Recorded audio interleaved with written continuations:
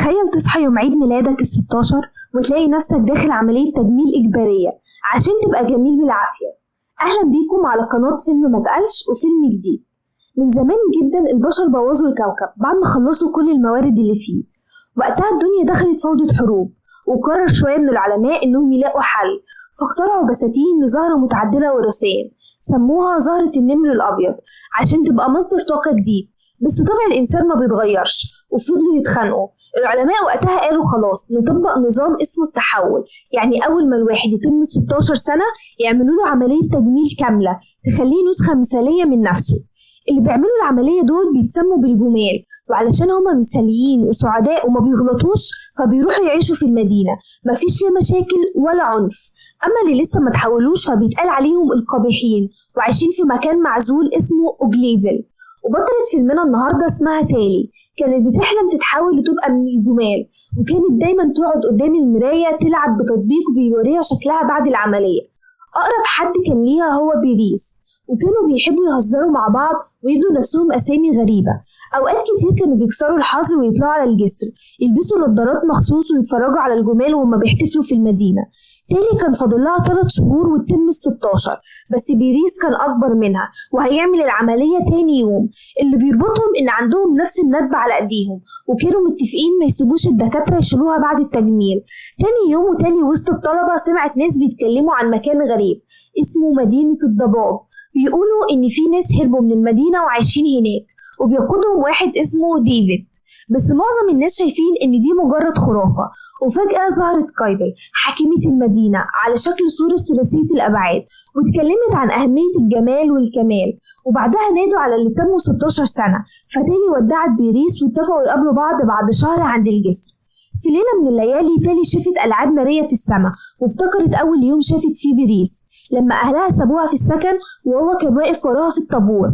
ساعتها اتعرفوا على بعض وبقوا أصحاب جدا. ويومها حصلت الندبة لما بيريس عور إيده بالغلط، فتالي عورت نفسها زيه بالظبط. مرت الأيام وتالي كانت بتروح المدرسة كل يوم تبص في المراية وتستنى رسالة من بيريس على الخاتم بتاعها، بس مفيش أي حاجة. بعد شهر استخدمت الخاتم تفتح بيه الشباك وسابته لأنه كان فيه جهاز تتبع، ونزلت من على الجسر تتسلل للمدينة تدور على باريس. استعملت حبل تتسلق بيه واستخبت ورا الزرع لحد ما لقت قناع واحد من حد كان في الحفلة، لبسته وفجأة جسمها ظهر عليه زي فستان شيك وجميل. دخلت الحفلة وكانت مبهورة جدا بالزينة والناس لحد ما عينيها وقعت على بيريس، بس كان شكله اتغير خالص وهو معرفهاش. شالت القناع وسألته ليه ما جيتش عند الجسر. قال لها ان كل حاجة اتغيرت وانه مش قادر يتواصل معاها تاني. وقتها فهمت قد ايه هو اتغير لما شافت ان الندبة اختفت من ايده. رجل الامن خد باله منهم فاضطرت تجري وتهرب منهم. سرقت جاكيت مطاطي ونطت من فوق الجسر عالي، نزلت بسلام وخرجت من المدينة وهي خايفة ومرعوبة. وهي بتهرب طيارة من غير طيار رصدتها، بس فجأة ظهرت شاي زميلتها وركبتها على اللوح الطائر بتاعها وطاروا مع بعض لبعيد. الطيارة فضلت تطاردهم لكن شاي كانت شاطرة، لفت بيهم في الغابة لحد ما فقدتهم. تالي شكرتها وسرقت لها شوية أكل من المطبخ. ومن وقتها شاي وتالي بقوا قريبين من بعض جدا، خصوصا ان اغلب صحابهم اتحولوا وبقوا جمال وسابوهم، واكتشفوا انهم اتولدوا في نفس اليوم وفرحوا انهم هيبقوا جميلات سوا. تاني يوم شاي جابت له طاير تاني وابتدت تعلم تالي الطيران، بس تالي وقعت من اول محاولة. في المدرسة تالي اتفاجئت ان في بنات بيرجعوا كتاب لشاي، ولما سألتهم قالوا انه عن البقاء في الغابة. تالي استعرته وزعلت ان شاي حكت للبنات عن اللي حصل ما بينهم. خافت ان الحكومة تعرف وتمنعها من العملية، بس شاي طمنتها وقالت لها ان الحكومة عايزة الكل يبقى جميل وخلاص. فضلوا يقرأوا سوا وتالي كانت بتتدرب على الطيران. عرضت على شاي تطبيق الجمال، لكنها اكتشفت ان شاي مش فارق معاها وما عندهاش حساب اصلا. في يوم شاي خدت تالي على اطراف الغابة وعلقوا خواتمهم على شجرة وركبوا الواحهم الطايرة وعدوا النهر ووصلوا لاطلال المدينة قديمة وشافوا حاجات زي ملاهي مهجورة. وبعدها دخلوا مبنى قديم، وهناك شاي قالت لتالي ان مدينة الضباب موجودة بجد وان ديفيد جاي ياخدهم. شاي قررت تهرب وطلبت من تالي تيجي معاها، لكن تالي رفضت وقالت لها انها مش عايزة حرية، هي عايزة تبقى جميلة وخلاص. شاي ساعتها ادى تالي تعليمات توصل بيها لمدينة الضباب لو غيرت رأيها، وسابتها ومشيت. يوم عيد ميلادها تالي راحت تعمل العملية، لكن ما ندهوش على اسمها. بعد شوية خدوها لمقر قايبل الحاكمة، وقالت لها ان شاي اختفت وان ديفيد غسل دماغها. تالي انكرت انها تعرف اي حاجة عن الموضوع، بس شافوها وهي بتكذب من على شاشة المراقبة، فرجعوها للسكن من غير ما يعملوا لها العملية. بالليل بيريس دخل من شباك تالي وحكيت له على كل حاجة، قال لها تروح وتعترف باللي حصل. تاني يوم خدوها تاني لقايبل، واللي قالت لها ان ديفيد بيجهز سلاح ضد المدينة وهي لازم تتسلل لمنطقة الضباب وتكتشف الحقيقة.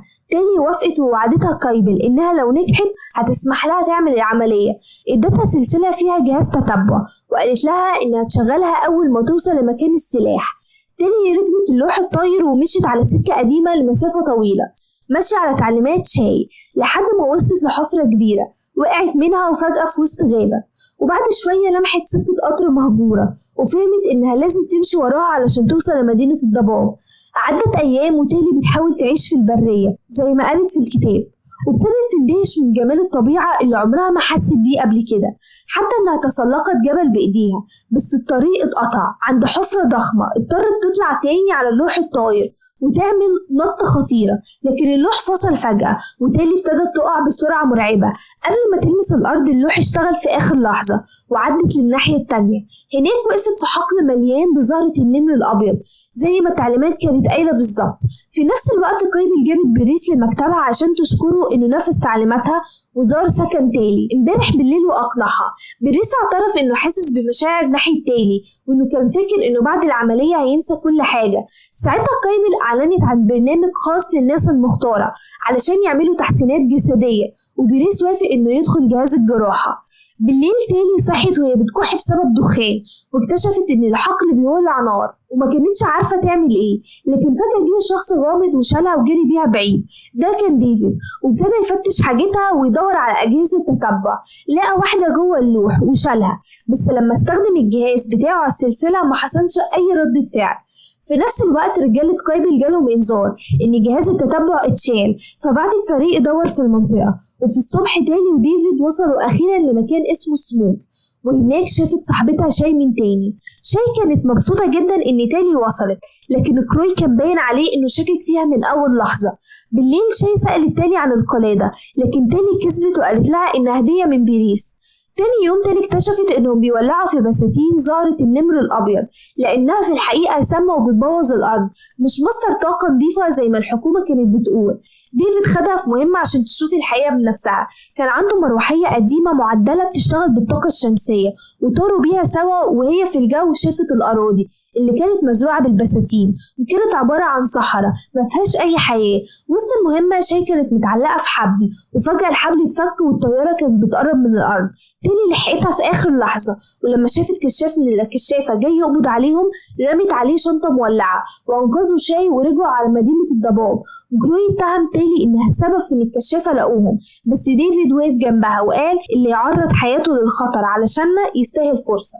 بالليل تالي معرفتش تنام، فخرجت تتمشى وسط الطبيعة، وهناك لمحت ديفيد وهو بيستحمى فانحرجت ورجعت بسرعة. بعدها خدوها على مدينة الضباب الحقيقية مش المعسكر اللي كانت فيه. كانت مدينة كاملة جوه غابة، كل حاجة هناك بتشتغل بالزراعة والمقايضة، مفيش فلوس، والناس كلها اختاروا يعيشوا بالشكل ده بمزاجهم. في يوم تالي لقت باب غريب، وكروي شافها وهي بتقرب منه فجري وراها، بس ما عملش حاجة. من بعدها بدأت تساعد في الشغل وتتعلم الرماية على ايد ديفيد، وفعلا اتعلمت بسرعة. في مرة ديفيد حكى لها انه اتولد في البرية وانه عمره ما دخل المدينة ولا يعرف عنها اي حاجة غير من الناس اللي هربوا منها. وفي يوم ادالها هدية جوانتي من صنع ايده.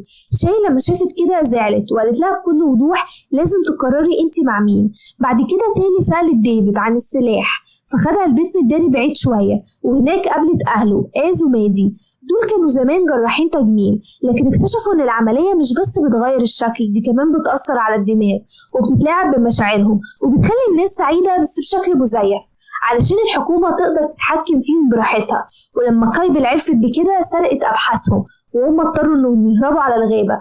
كان معاهم مصل بدائي للعلاج بس لسه ناقصه مكون صناعي مهم. تالي بدأت تحس بالذنب من اللي عملته، فرمت القلادة في النار واعترفت لديفيد بكل حاجة وهو سامحها. بس القلادة بعتت إشارة وساعتها الحكومة عرفت مكانهم والطيارات هجمت والكشافة قبضوا على الكل، وكان بيريس معاهم وبقى كشاف. قايمل وصلت وسألت عن مكان ديفيد وهددت آس، فبيريس قتله بأمر منها. قبل ما الدنيا تولع مادي خبت المصل في جيب ديفيد من غير ما حد ياخد باله. قايمل وصلت وسألت عن مكان ديفيد وهددت آس، فبيريس قتله بأمر منها. قبل ما الدنيا تولع مادي خبت المصل في جيب ديفيد من غير ما حد ياخد باله.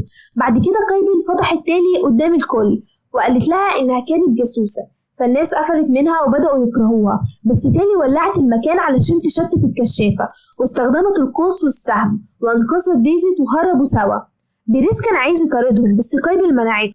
بعد ما الكشافة دمروا أبحاث مادي، ديفيد بدأ يجمع مؤون علشان ينقذ الناس الباقيين، وتالي عرضت عليه إنها تساعده بس هو كان شاكك فيها. حاولت تقنعه إنها لازم تروح معاه لأنها الوحيدة اللي تعرف طريق المدينة كويس. رجعوا للمدينة وتالي جمعت شوية شباب متمردين وكتبوا في السماء باللوح الطاير بتاعهم جملة واحدة خلت المدينة كلها تقف على رجل: الضباب حي. في نفس الوقت ديفيد وتالي دخلوا من نفق الطيارة وكانوا لابسين سترات واقية ونزلوا بيها بأمان، وأول ما دخلوا اتسحبوا جوه وابتدوا يحرروا المساجين. بس كانت الصدمة إن شي خلاص اتجملت وبقت واحدة من النظام. حاولوا يقنعوها تهرب معاهم بس هي كانت مبسوطة كده، شايفة إنها بقت جزء من حاجة أكبر. وفجأة دخلت قايمل وبيريس وطلبوا من التلاتة إنهم يدخلوا غرفة العمليات، والماكينات بدأت تشتغل والإبر كانت بتقطع في الجلد. بس فجأة كروي جه من السما بالمروحية وضرب عليهم قذيفة لهب. قايمل وباريس جريوا والماكينات وقفت والتلاتة خرجوا بسلام. تالي مسكت شاي علشان تطلعها ومادي خطفت القطعة اللي كانت ناقصة علشان يكملوا بيها المصل. على السطح تالي قابلت بيريس وحاولت تفكره بنفسه وبندبتهم القديمة وبأسمائهم، بس هو لمس وشها وديفيد افتكر انه بيأذيها فزقه وابتدت خناقة عنيفة.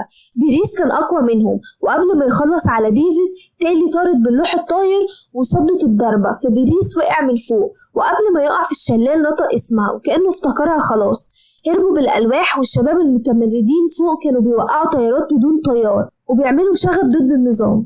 ماتي خدت المصل علشان تكمله بس ما كانتش متأكدة إذا كان هينفع ولا لأ.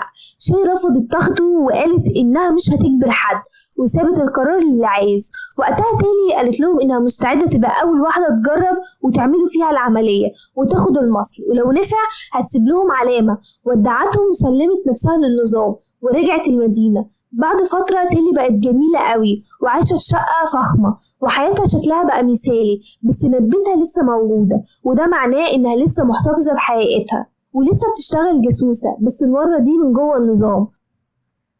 وبكده القصة تكون خلصت وكل واحد فيهم خرج منها بشكل مختلف، لكن الأكيد إن حياتهم عمرها ما هترجع زي الأول. وفي النهاية كل اللي حصل كان أكتر من مجرد أحداث، كان درس كبير عن الخوف والشجاعة واختيارك إنك تكون أنت حتى لو العالم كله عايز يغيرك. يا رب يكون فيلمنا النهاردة عجبكم، وما تنسوش تشتركوا في القناة وتعملوا إعجاب بالفيديو وتسيبوا لنا أي تعليق. كنت معاكم شمس، سلام.